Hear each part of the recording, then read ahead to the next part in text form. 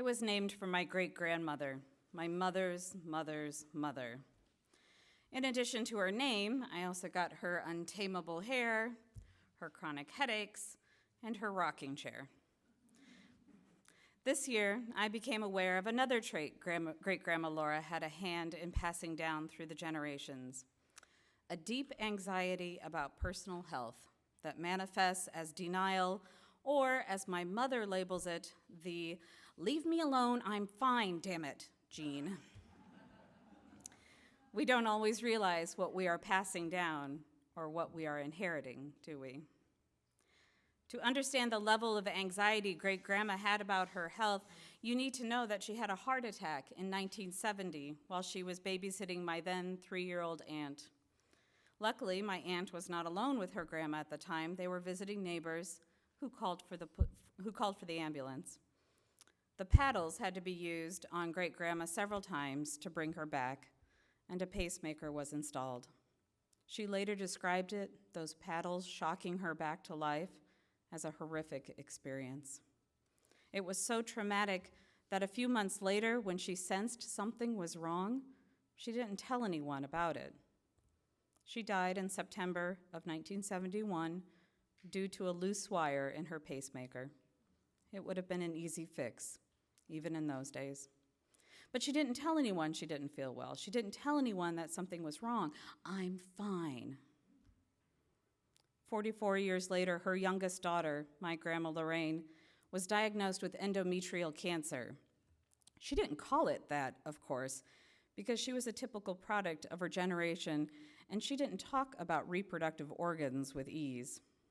But there was a mass the size of a baseball removed along with her uterus last spring. She went home and had a pretty good summer, though she would tell me later that she thought something wasn't right. At some point in mid-August, we don't know exactly when, she started passing blood. She didn't tell anyone, though, because her oldest son was visiting from Arizona, and you just can't ruin a nice visit with a pesky little personal problem like that, right? 3 days after my Arizona uncle left, my other uncle found Grandma terribly ill. It was a Monday morning. He called for the ambulance. 2 weeks later, she was gone. The cancer had indeed returned. Her suspicion of that was right, but a doctor described these precarious health situations like a house of cards. It just takes one little thing to knock it all down. In this case, it was a secondary infection, an infection that was causing her to pass blood and had her nearly in septic shock by the time she went to the hospital. Because it was such a nasty cancer, the doctor's words, I don't know that we would have had her very much longer anyway, but that infection accelerated everything. I'm fine. What causes someone to so willfully ignore their own health and well-being, especially in the extreme cases when you are quite literally risking your life with your silence? Pride? Modesty?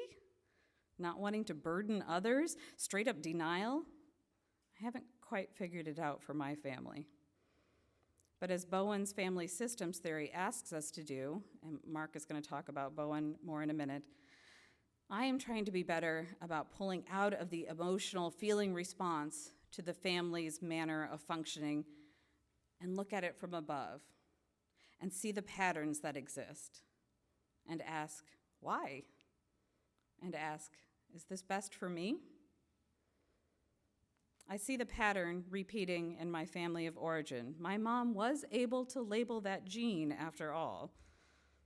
And I see the pattern repeating in my brother and my sister, and yes, a little bit in me.